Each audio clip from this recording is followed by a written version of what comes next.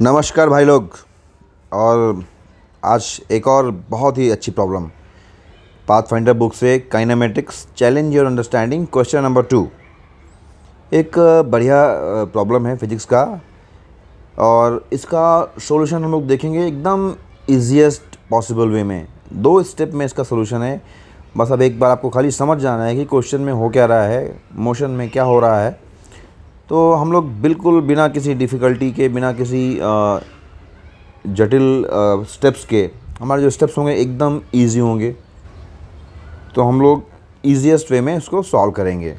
चलिए जल्दी से देखते हैं कि क्वेश्चन क्या है। One end of A light in extensible thread of length L is held stationary over a frictionless horizontal floor, while a small bed tied at the other end of the thread is describing a circular path with a uniform speed v naught on the floor as shown in the figure.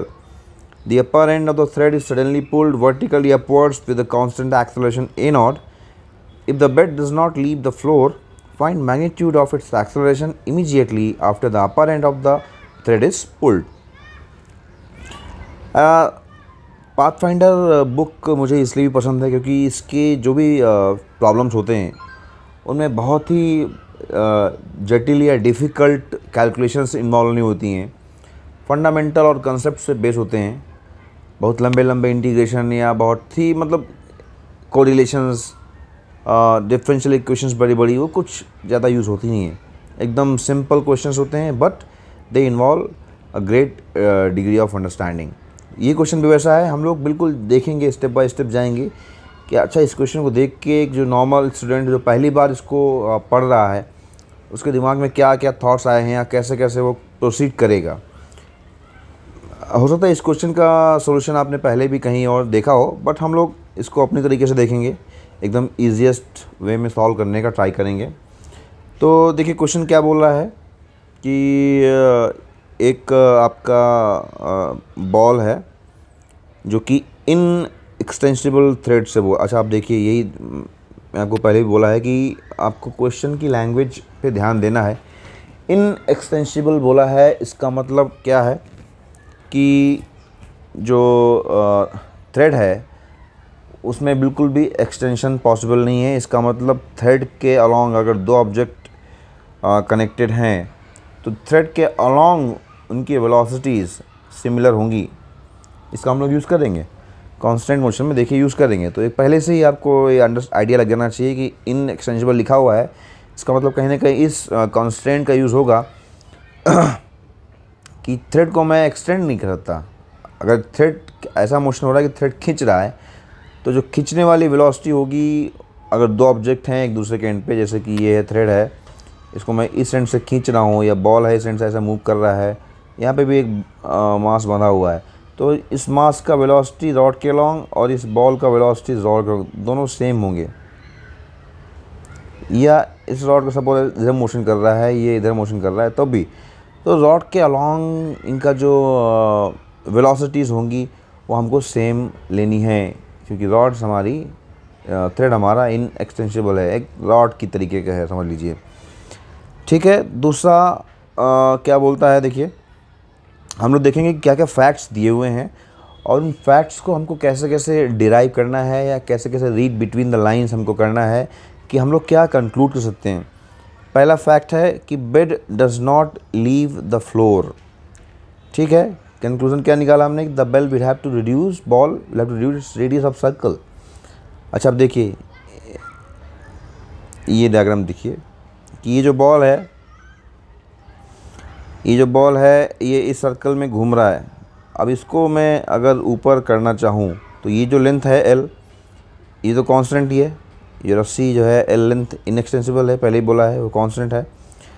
तो जैसे ही इसको मैं ऊपर खींचने का try करूँगा, अगर ये लेंथ कांस्टेंट रहनी है और इसको ज़मीन भी नहीं छोड़नी है तो ऑब्वियसली जो इसकी जो रेडियस है उसको थोड़ा सा इसको कम करना पड़ेगा। कैसे कम करना पड़ेगा, देखिए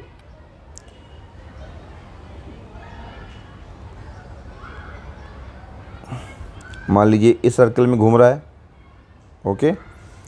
अब अगर मैं इसको जो है थोड़ा उठाने का ट्राई करूं तो ये पॉइंट तो ऐसा ऊपर आ गया, इसका मतलब ये जो रॉड है अगर इसी एंगल में रहे तो थोड़ा ऊपर उठी रहेगी, तो इसको थोड़ा सा इधर एंगल ये कम करना पड़ेगा, ये वाला जो एंगल है इसको कम करना ही पड़ेगा।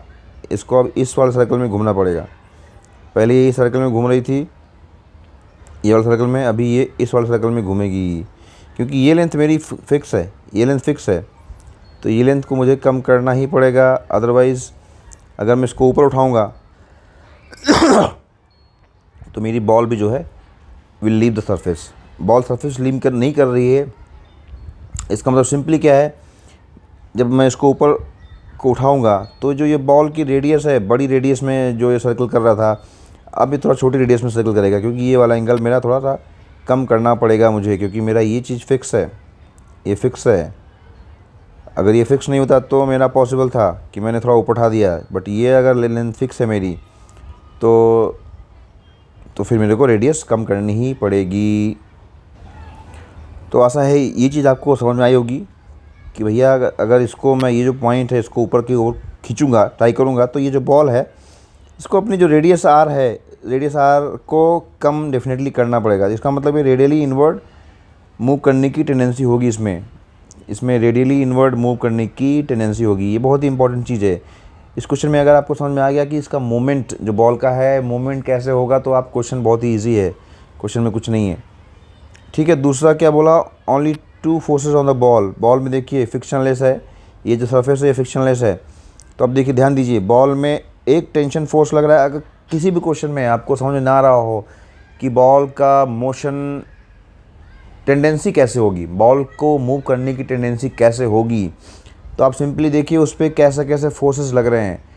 जिस तरह से फोर्सेस लग रहे हैं उनकी तरफ ही मूव करने की टेंडेंसी रहेगी। तो देखिए इस पर एक टेंशन फोर्स लग रहा है स्ट्रिंग के अलॉन्ग। टेंशन का एक वर्टिकल कंपोनेंट होगा और एक कंपोनेंट होगा जो कि इस सेंटर की तरफ होगा, सेंटर की तरफ होगा।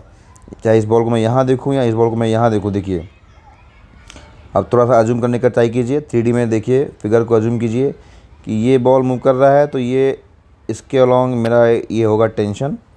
अब इस टेंशन का एक कंपोनेंट ऊपर होगा, एक कंपोनेंट जो है ऊपर होगा टी कॉस थीटा, और एक कंपोनेंट ये सेंटर की तरफ होगा।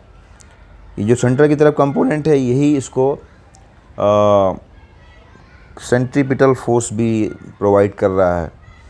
तो अब इस बॉल पे और कोई फोर्सेस नहीं लग रहे हैं, there are no other forces other than this tension forces. तो टी कॉस थीटा जो वर्टिकल अपवर्ड है, इसकी वजह से तो ये बॉल जो है सरफेस को छोड़ना चाहेगा, बट सरफेस तो नहीं छोड़ रहा है। तो या तो ये ऊपर मूव करेगा या इधर मूव करेगा, 2 ही कंपोनेंट है, दोनों कंपोनेंट में मैं मोशन मूव करूँ तो इधर तो मूव नहीं कर रहा है, क्वेश्चन में दिया हुआ है, तो ये इधर ही सेंटर की तरफ ये बॉल की टेंडेंसी होगी मूव करने की। जैसा कि हमने देखा था कि बॉल को अगर मैं ऊपर खींचूँगा तो बॉल को रेडियस अपनी कम करनी ही पड़ेगी, क्योंकि मेरा ये अगर ये लेंथ बढ़ गया, चूँकि ये लेंथ तो फिक्स है, ये देखिए अगर ये ट्रायंगल आप देखें, ये ट्रायंगल राइट एंगल ट्रायंगल है, तो ये ट्रायंगल में अगर ये चीज़ फिक्स है और ये मेरा बढ़ गया तो मुझे इसको कम करना ही पड़ेगा। इसका मतलब बॉल का रेडियस कम होना ही होगा अगर इस पॉइंट को ऊपर मूव करना है तो। ठीक है, तो समझ गए। तो एक फोर्स सेंटर की तरफ, एक फोर्स ऊपर की ओर। अब जो रिलेशन निकल के आएगी एक्सेलरेशन में, इस पॉइंट के एक्सेलरेशन में, क्योंकि अब ये पॉइंट देखिए, ये पॉइंट है, ये वाला पॉइंट और ये जो बॉल है, दोनों एक साथ ही मूव कर रहे हैं, कांस्टेंट मोशन में मूव कर रहे हैं, मतलब कोई ना कोई मोशन का रिलेशन तो होगा ही होगा। तो ये जो रस्सी है, स्ट्रिंग है, इसके अलॉन्ग जब ये मैं इधर मूव करना चाहेगा, जब ये इधर की ओर ऊपर की ओर मूव करना चाहेगा, तो इस रस्सी को थोड़ा सा खींचना चाहेगा, है ना। इस रस्सी में थोड़ा एक एक्सटेंशन आएगा, थोड़ा एक टेंशन आने का आएगा, तो खींचा जाएगा। बट क्वेश्चन में दिया हुआ है कि दिस स्ट्रिंग इज़ इनएक्सटेंसिबल तभी होगी जब इस रस्सी के अलॉन्ग इस पॉइंट की वेलोसिटी और बॉल की वेलोसिटी दोनों सेम हो जाएं। तो सपोज़ बॉल का एक्सेलरेशन सेंटर की डायरेक्शन में a1 है। मैंने सेंटर की डायरेक्शन में क्यों लिया, क्योंकि मूवमेंट मेरा उधर ही है। ध्यान दीजिए, ये question it is very important point.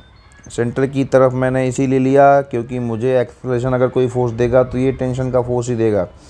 Upward direction में कोई भी फोर्स टेंशन का नहीं है, इसके लिए मैंने ये डायरेक्शन ही चूज़ की, मैंने कोई और डायरेक्शन चूज़ नहीं की ए वगैरह। इसका भी कंपोनेंट इधर आ सकता है सेंटर की तरफ, बट चूँकि बॉल का जो मोमेंट है, इनिशियल मोमेंट जो इधर की ओर ही होना चाहेगा, जिधर फोर्स लग रहा था, तो मेरे को एक्सेलरेशन उधर ही लेना पड़ेगा। This is very important thing to consider here. ठीक है, तो ये मान लीजिए A1 है, तो क्या मैं कर सकता हूँ A1 cos थीटा, क्योंकि ये वाला एंगल A1 sin थीटा, ये वाला एंगल थीटा है, तो ये वाला एंगल 90 में थीटा, तो ये हो गया A1 cos theta is equal to A cos theta. A का है, अगर मैंने ठीक है इधर दिखाया है, ये वाला देखते हैं, या इधर देखना हो तो आप ये वाला ले सकते हैं। तो ये A cos थीटा, और इधर जो A1 है ये A1 sin थीटा। देखिए ये सेंटर की तरफ इसका एक्सप्रेशन A1 माना मैंने, तो ये हो गया A1 sin theta, A1 sin theta. ठीक है। अच्छा, अभी वर्टिकल डायरेक्शन में आप लोग थोड़ा कन्फ्यूज मत होइएगा। वर्टिकल डायरेक्शन में केवल टेंशन वाला कंपोनेंट ही, ये T cos थीटा ही नहीं लग रहा है, इसका फोर्स भी लग रहा होगा, mg नॉर्मल भी लग रहा होगा। तो वो सब फोर्सेस एक दूसरे को बैलेंस कर रहे होंगे। वर्टिकल डायरेक्शन में कोई भी एक्सेलरेशन नहीं होगा, इसी डायरेक्शन में एक एक्सेलरेशन होगा। वर्टिकल डायरेक्शन में कोई मोमेंट नहीं है, बिकॉज इट इज़ गिवन ना कि ball it does not leave the floor. तो इसमें केवल और केवल सेंटर की तरफ ही एक्सेलरेशन होगा। This is very important, I am telling again and again. तो ये यहाँ से देखिए, ये A1 क्या आ गया, A cot थीटा। ये तो A cot थीटा एक रेडियल एक्सेलरेशन इसमें आ गया, लेकिन अभी चूँकि ये सेंटर सर्कल में भी घूम रहा है, तो इसमें एक सेंट्रीपिटल एक्सेलरेशन भी होगा। वो निकालने के लिए क्या है, v²/r। ये डिस्टेंस हमारी r है, इसको निकालना इजी है। ये एंगल थीटा दिया हुआ है, ये लेंथ आपको l दी हुई है, तो आप सीधा साइन थीटा लिखेंगे। Sine theta is equal to r/l, sine theta is equal to r/l, sine theta is equal to r/l। तो r यहाँ से l साइन थीटा आ गया। सेंटीमीटर एक्सेलरेशन क्या लिखेंगे आप, v0² डिवाइड बाई r की जगह मैंने लिखा l साइन थीटा। तो मेरा टोटल एक्सेलरेशन क्या निकल के आ गया, it is A1 plus AC। दोनों को ऐड कर दूंगा क्योंकि दोनों की डायरेक्शन सेम है, दोनों की डायरेक्शन सेम है। तो A cot theta plus v0² divide by l sine theta. ये 2 लाइन का क्वेश्चन सोल्यूशन था। इसका क्वेश्चन बहुत अच्छा था। आपको इसमें मोशन को समझना था कि कैसे मोशन होगी जब वो हम ऊपर वाले पॉइंट को मैं एक्सेलरेशन ऐसे स्टार्ट करूँगा खींचना। बस इसमें वही चीज़ इंपॉर्टेंट थी कि आपको देखना था कि इसमें बॉडी में जो एक्सेलरेशन होने की पॉसिबिलिटीज़ हैं वो केवल और केवल सेंटर की तरफ ही होंगी। That's all. तो आशा है आपको ये सोल्यूशन पसंद आया होगा। काफ़ी ईजीएस्ट वे में मैंने समझाने की ट्राई किया है। फिर भी अगर आपको कुछ डाउट लग रहा है तो आप कमेंट बॉक्स में कमेंट देके पूछ सकते हैं। अगर आपको वीडियो अच्छा लगा तो प्लीज़ आप शेयर कीजिए, सब्सक्राइब कीजिए। अगली वीडियो में हम फिर से मिलेंगे एक बहुत ही बेहतरीन प्रॉब्लम के साथ। पाथफाइंडर की प्रॉब्लम होगी या किसी और बुक की प्रॉब्लम होगी या कुछ और एक बहुत ही अच्छी प्रॉब्लम के साथ हम लोग फिर से मिलेंगे। तब तक के लिए बाय बाय।